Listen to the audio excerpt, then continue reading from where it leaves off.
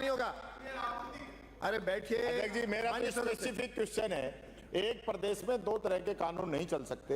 एक कैटेगरी के उपभोक्ताओं को जो छूट मिल रही है, उसी कैटेगरी के कुछ उपभोक्ता जो जिनके आधार में या पुराने समय में कोई टेक्निकल प्रॉब्लम थी, 30 लाख आप बता रहे हैं उनको लाभ नहीं दे रहे, और अभी जो नया रजिस्ट्रेशन करा रहे उनको लाभ नहीं दे रहे। सेम कैटेगरी है, तो इनको लाभ देना चाहते हो नहीं देना चाहते हो, बस इतनी सी बात पूछनी। माननीय मंत्री जी, देखिए, आपने जो स्कीम चालू करी, जो रजिस्ट्रेशन किया और जो आपने भार डाला, उसको हम वहन करके चालू कर रहे हैं। अभी फिलहाल आगे कोई इस प्रकार की योजना विचाराधीन नहीं है। अगला प्रश्न गोपाल शर्मा। हो गया ना, जवाब दे दिया, नहीं करेंगे मंत्री जी ने। पर उन उपभोक्ताओं का क्या दोष है जो सेम कैटेगरी वो हैं, और उनको आप कह रहे हो कि आधों को लाभ देंगे आधों को नहीं देंगे? ये तो गलत बात है ना अध्यक्ष जी। आप डायरेक्शन दो सरकार को कि सेम कैटेगरी के सभी उपभोक्ताओं को बराबर लाभ दें। बैठिए। माननीय अध्यक्ष महोदय, मैं माननीय नेता प्रतिपक्ष जो बार बार सवाल उठा रहे हैं, जब आपकी अगर सभी उपभोक्ताओं को लाभ देने की मंशा थी तो आपने रजिस्ट्रेशन की प्रक्रिया क्यों चालू करी? आप बिना किसी ऑर्डर के बैठिए। आप सुनिए, आपने ये खामी अपने स्तर पर रखी है। आपने चुनाव नजदीक देख करके कैंप लगाए रजिस्ट्रेशन में, उन वृद्धाओं को, उन गरीबों को वहां बुलाया, गर्मी में वो परेशान हुए, और रजिस्ट्रेशन के नाम पर आपने उनको वहां पर लाइनों में लगवाया। बैठिए। तो लाइन में लगे साहब। गोपाल शर्मा। माननीय प्रश्न संख्या, माननीय मंत्री जी सावधान जी, सावधान मंत्री जी। हो गया अगला प्रश्न। प्रश्न संख्या 2429। हो गया, अब हो गया, इस पे हो गया। नो नो, कोई अंकित नहीं। नो, जो आपने किया वो ये भी कर रहे हैं। बैठो। आना होगा तो आ जाएंगे, जब आना होगा तो आ जाएंगे, इसकी चिंता अभी मत करो। अरे हो गया। माननीय मंत्री जी आप उत्तर दीजिए, आप अपना कंटिन्यू करो। माननीय अध्यक्ष महोदय, क्या हुआ? ये क्वेश्चन आंसर में जो आंसर आना है, जो कहना था कह दिया। आप रजो। माननीय सदस्य ने पूछा, आ गया। आपको अनुमति नहीं दी है, आपको अनुमति नहीं है। माननीय अध्यक्ष महोदय, मैं आपके माध्यम से सिविल लाइन से आने वाले माननीय विधायक महोदय और सदन को अवगत कराना चाहता हूं। खंड 1 सिविल लाइन्स जयपुर में निर्माणाधीन रेल ओवरब्रिज का निर्माण कार्य दिनांक 10/4/2021 से प्रारंभ किया गया है। तत्समय उसके प्रोजेक्ट लागत राशि रुपये 75.5 करोड़ थी। संपूर्ण प्रोजेक्ट पर वर्तमान तक राशि रुपये 24.70 करोड़ व्यय किया जा चुका है। वर्तमान में प्रोजेक्ट पूर्ण होने की अवधि 15 माह रखी गई है, जिसकी गणना द्वितीय संवेदक को जारी किए गए कार्यदेशानुसार दिनांक 12 मई 2023 से 11 अगस्त 2024 तक की जाएगी। खंड 2, जी हां, निर्धारित तिथि तक निर्माण कार्य पूरा नहीं किए जाने पर संवेदक पर दंडात्मक कार्रवाई का प्रावधान रखा गया है। निर्माण कार्य में विलंबता के लिए प्रथम संवेदक पर नियमानुसार शास्ति राशि रुपये 3 करोड़ 32 लाख आरोपित कर कार्य विड्रॉ किया गया एवं संवेदक को डिबार किया गया। निर्माण कार्य में विलंबता के लिए द्वितीय संवेदक पर भी नियमानुसार शास्ति राशि रुपये 32,91,000 रुपये लगाई गई है। क्या मंत्री महोदय इसकी गहराई में जाने की कोशिश करेंगे कि यह जो विलंब हुआ है, यह कोटा और जोधपुर के ऊपर ज्यादा कृपा करने के कारण तो नहीं हुआ और या कोई लेन देन का मामला था? दूसरा मेरा जुड़ा हुआ पूरक प्रश्न है कि माननीय मंत्री महोदय यह बताने की कृपा करें कि कब तक यह पूरा हो जाएगा और इसमें अब कोई बाधा नहीं बनेगी। माननीय मंत्री जी। माननीय अध्यक्ष महोदय, मैं माननीय विधायक महोदय को और सदन को अवगत कराना चाहता हूं कि सिविल लाइन्स जयपुर में जो निर्माणाधीन रेल ओवरब्रिज बनना था, उसमें शुरुआती दौर में बीसलपुर की पाइपलाइन और रेलवे द्वारा समय पर कुछ स्वीकृतियां जारी नहीं होने के कारण विलंब हुआ। उसके बाद काम शुरू हुआ और प्रथम संवेदक ने जो ढिलाई उसमें बरती, इसीलिए उस पे जुर्माना भी लगाया गया और उसका ठेका भी निरस्त कर दिया गया, डीवार भी कर दिया गया। अब चूंकि दूसरे संवेदक को काम दिया गया, उसने शुरुआत में कुछ ढिलाई बरती, उस ढिलाई के टेटे भी उस पर जुर्माना लगाया गया और अब उसे पाबंद कर दिया गया है कि वो तेजी से काम शुरू करे। वैसे अगस्त उसकी आखिरी डेडलाइन है, लेकिन मैं सदन को आश्वस्त करूंगा कि जिस प्रकार की परिस्थितियां हैं, दिसंबर 2024 से पहले इस ओवरब्रिज का निर्माण कार्य पूर्ण हो जाएगा।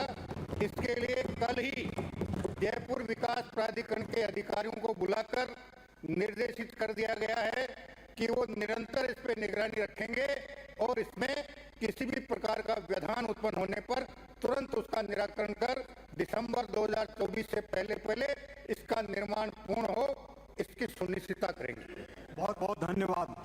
अगला प्रश्न महेंद्र पाल मीणा। धन्यवाद सम्मानीय अध्यक्ष महोदय। प्रश्न संख्या 198। माननीय मंत्री जी।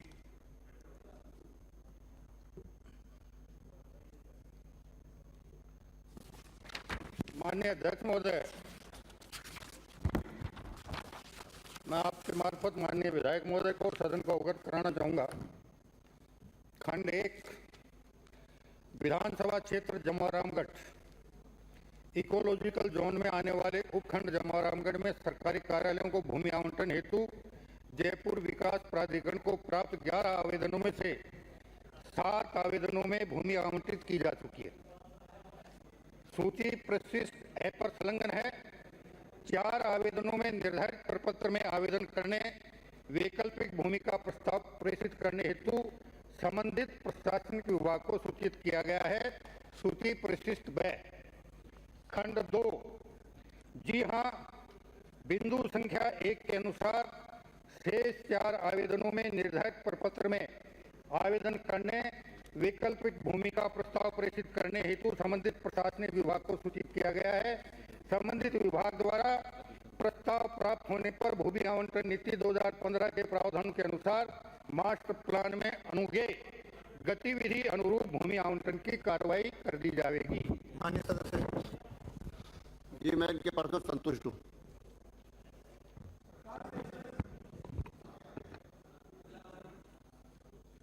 माननीय मंत्री जी। माननीय सदस्य हो गया। अगला प्रश्न पूरा या और कभी भी भाषण हो तो जेब में हाथ डालकर प्रश्न पूछे, न भाषण न दे, इसका ध्यान रखें। और लोग भी ध्यान रखें, बोर्ड लोग करते हैं। माननीय अध्यक्ष जी, महाराष्ट्र के लिए रेलवे के एलोकेशन में बहुत सिग्निफिकेंट अमाउंट दिया गया है और महाराष्ट्र पूरे के पूरे स्टेट में बहुत सारे प्रोजेक्ट्स लिए गए। मैं पहले माननीय सांसद महोदय के वर्षा गढ़चिरौली प्रोजेक्ट के विषय में कहूँगा। वर्षा गढ़चिरौली प्रोजेक्ट बहुत ही एक इम्पॉर्टेंट प्रोजेक्ट है। ये लेफ्ट विंग एक्सट्रीमिस्ट एरिया से इम्पैक्ट करने वाले एरिया को भी एक बहुत बड़ा मिटिगेशन देता है और वहाँ की जो गरीब आदिवासी जनता है उनके लिए बहुत इम्पॉर्टेंट ये प्रोजेक्ट है। अनफॉर्चुनेटली इसके लिए लैंड एक्विजिशन का जब तक श्री ठाकरे जी की सरकार थी तब तक इसके लिए लैंड एक्विजिशन की सपोर्ट नहीं मिल रही थी, लेकिन श्री देवेंद्र फडणवीस अध्यक्ष महोदय, मंत्री महोदय से मैं आग्रह करता हूं आपके माध्यम से कि वनवासी आदिवासी खेल छात्रावास में जो वास्तव में अपना प्रदर्शन बताते हैं और पंचायत लेवल से स्टेट, जिला और स्टेट तक तो वो खेल लेते हैं, वहां तक तो अपना खर्चा वो वहन कर लेते हैं, मगर जब स्टेट से जब बाहर जाते हैं तो ये हमारे आदिवासी छात्र छात्राओं को कोई सुविधा नहीं है। क्या मंत्री महोदय ऐसे खेल खेलने वाले स्टेट और स्टेट से बाहर भी विदेश में भी जाते हैं, उसके लिए क्या आप इनको सुविधा देने का विचार रखते हैं? माननीय मंत्री जी। अध्यक्ष महोदय जी, मान्य सदस्य का ये सवाल तो नहीं था, लेकिन आपने ये कहा कि जो जिले से बाहर जाते हैं, अगर जो खेल सरकार की सूची में खेलों में शामिल हैं, उनको सरकार बाहर जाने की पूरी सुविधा उपलब्ध कराता है। वैसे सुविधा हो नहीं रही है, इसलिए मैंने पूछा था। पहला प्रश्न तो मेरा आपने किया, मगर करना मंत्री महोदय नहीं दे रहे हैं, इसलिए मैंने आग्रह किया है। एक अभी जो विदेश में जा रही थी एक छात्रा को मैंने आपके पास भी भेजा था, आपने भी कहा था कलेक्टर साहब को, अध्यक्ष महोदय मैंने इतना कहा था, मैंने कहा हमारी बालिकाएं बाहर जा नहीं सकती है, 1-1 लाख रुपए का खर्चा 2-2 का वो वहन नहीं कर सकती है। अगर मेरे कोटे से भी होता हो तो आप इनको परमिशन दो, मगर विधायक फंड का पैसा इसमें हो नहीं रहा था, इसलिए आप इसको दिखवाना और इनको करवाना। दूसरा प्रश्न मेरा ये है अध्यक्ष महोदय, आपके माध्यम से मैं जो वास्तव में पहले भी मेरे भाषण में भी कहा था कि मेरे 4 करोड़ से ऊपर 2021 के अंदर जो छात्रावास सैंक्शन हो गई थी, वो भूमि के अभाव में अभी भी वो पेंडिंग है। क्या मंत्री महोदय उसको आप चालू करवा के और बच्चों को सुविधा देने का विचार रखते हैं? अध्यक्ष महोदय जी, मान्य सदस्य ने जो सवाल किया है, 7 बालिकाएं थी, उसमें जनजाति की भी थी, अनुसूचित जाति की भी थी और जनरल की भी थी। तो जनजाति विभाग से पैसा देना संभव नहीं था। आपकी पीड़ा सही है, और वो जो खेल है लेक्रोस, जो केंद्रीय जो खेलों की सूची है उसमें सम्मिलित नहीं था, जो केंद्रीय मदद नहीं कर पा रहा था। अध्यक्ष महोदय जी, माननीय विधायक महोदय जी ने अच्छी पहल की कि मैं एमएलए कोटों का पैसा दूंगा। मेरे से वो बालिका मिली थी और मैंने कलेक्टर साहब को कहा, कलेक्टर साहब अगर ये इसमें नहीं, अगर मदद कर पाते हैं, बच्चा क्योंकि विदेश में खेलने के लिए जाएगी और हमारा भारत का गौरव बढ़ाएगी, इसलिए मैंने कहा सीआरसीआर का पैसा आप इसको दे करके इनको मदद करिए। फिर बाद में मेरे कमिश्नर को मैंने कह करके और 10 लाख रुपए हमने सीएसआर से उनको दे करके विदेश भेजा, और विदेश जा करके एशियाड खेल में वो रजत पदक लेके आई। ये काम हमने किया। दूसरा, एक आपने कहा जो खेल छात्रावास जिसका काम पूरा नहीं, अध्यक्ष महोदय जी, और जिन लाइनों की ओवरलोडिंग की समस्या रहती है उसके लिए भी निदान के लिए 132 जीएसएस नाथ द्वारा को 220 केवी जीएसएस नाथ द्वारा को क्रमनित कर 2025 तक स्थापित किया जाना लक्षित है, जिससे 220 केवी देवारी ओवरलोडिंग वोल्टेज की समस्या से भी निजात मिलेगी और उदयपुर की समस्या का भी समाधान अल्पावधि में निदान हो जाएगा। और ये 250-3 वर्ष के अंदर अंदर 400 केवी का जीएसएस जो उदयपुर का, उसको हम पूरा करके चालू करने की प्रक्रिया करेंगे। अगला प्रश्न श्री केसाराम चौधरी। प्रश्न संख्या 845। माननीय मंत्री जी। मैं जवाब आ गया मंत्री महोदय। मैं तो एक यही प्रश्न पूछना चाह रहा हूँ। वैसे अच्छा, कई सदस्यों से मेरा आग्रह है कि उत्तर आ जाता है, यदि पहले से वो कह दें कि उत्तर आ गया है तो पूरे प्रश्नों से अपने अधिक प्रश्न नगर पालिका मंडल में बिना प्रस्ताव लिए कोई भी कार्य किया जा सकता है क्या? मैं निवेदन करता हूं कि 8 करोड़ 88,33,000 रुपए नगर पालिका को कुल भेजे, उनमें से कोई भी कार्य बिना प्रस्ताव लिए किए गए हैं, तो ऐसे कार्य किए जा सकते हैं क्या? माननीय मंत्री जी। माननीय अध्यक्ष महोदय, मैं माननीय सदस्य को और सदन को अवगत कराना चाहता हूं कि बिना अनुमति के काम नहीं होने चाहिए। इस प्रकरण में इनकी शिकायत के आधार पर जांच करवाई गई और जांच में मारवाड़ जंक्शन में जांच दोषी लोक सेवक अध्यक्ष नगरपालिका को जारी स्पष्टीकरण नोटिस के विरुद्ध माननीय उच्च न्यायालय जोधपुर में याचिका संख्या 10/961/2024 दायर की गई, जिसमें माननीय न्यायालय द्वारा अग्रिम आदेशों पर रोक है, जिसमें माननीय न्यायालय में आगामी सुनवाई की तिथि 25 जुलाई 2024 नियत है। हमने विभागीय अधिवक्ता को पाबंद किया है कि वो प्रभावी पैरवी कर इस स्थगन आदेश को यथाशीघ्र जल्दी से जल्दी निरस्त करवाए और स्थगन आदेश निरस्त होने के बाद पूरे प्रकरण की दोबारा से विस्तृत जांच करवाकर जो भी दोषी होगा उसके अनुसार विधि अनुसार सख्त से सख्त कार्रवाई की जाएगी। मेरा सीधा सा प्रश्न है कि आप कोई प्रस्ताव नहीं लिया गया, आपने जवाब में दिया है, तो क्या बिना प्रस्ताव लिए नगरपालिका अपना इस रुपयों का खर्च कर सकती है? अगर उस नगरपालिका में 25 लाख से ज़्यादा का कोई काम हुआ है या नहीं? माननीय मंत्री जी बैठे। माननीय अध्यक्ष महोदय, इस पूरे प्रकरण में 25 लाख से ऊपर के भी कुछ काम हुए हैं जिनकी सूची मैं माननीय विधायक महोदय को अभी उपलब्ध करवा दूंगा। और जैसा मैंने निवेदन किया कि कर्मचारियों के खिलाफ हमने 17 सीसी के नोटिस जारी कर दिए हैं, उनके स्पष्टीकरण का विधिक परीक्षण करने के पश्चात आगे की कार्रवाई की जाएगी।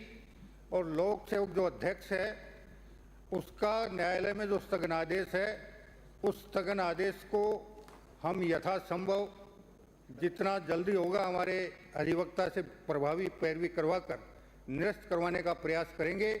और जैसे ही न्यायालय द्वारा स्थगन आदेश निरस्त होगा उसके खिलाफ भी विधि अनुसार कार्रवाई प्रारंभ कर दी जाएगी। अगला प्रश्न शत्रुघ्न गौतम। मैंने तो प्रश्न संख्या 206/2500 प्रश्न संख्या 206।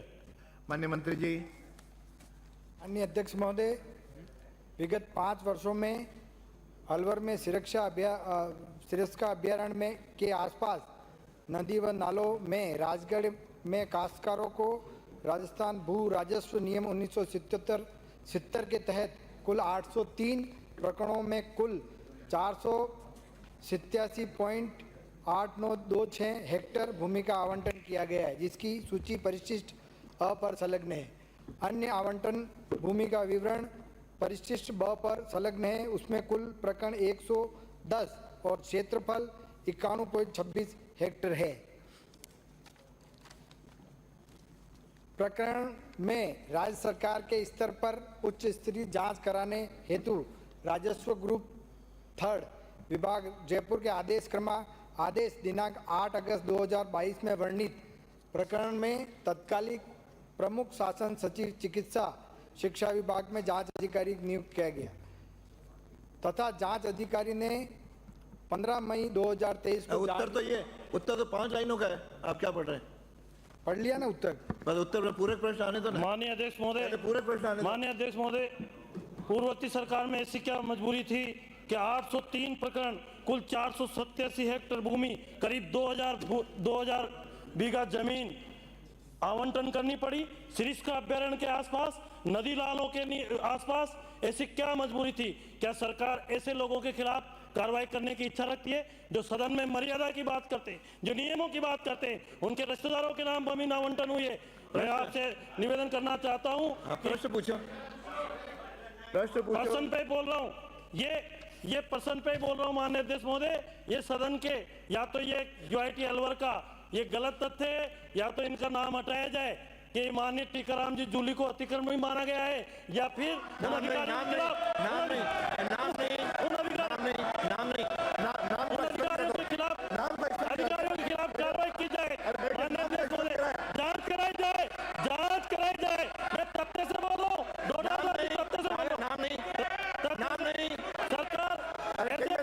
सरकार करने की इच्छा रखती है क्या?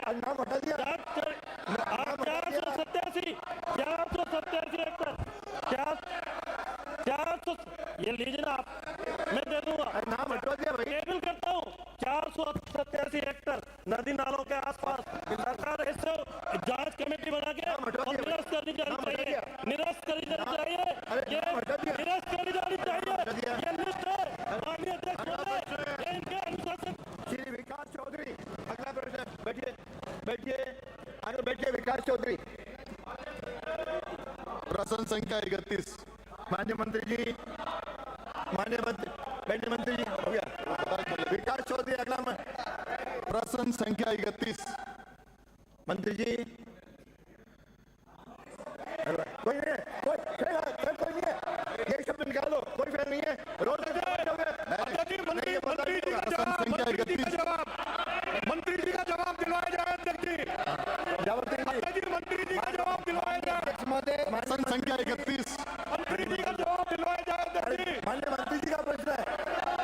अध्यक्ष जी मंत्री जी का जवाब दिलवाया जाए। प्रश्न है मंत्री जी का जवाब। प्रश्न संख्या 31। माननीय मंत्री जी, स्वायत्त शासन का प्रश्न है।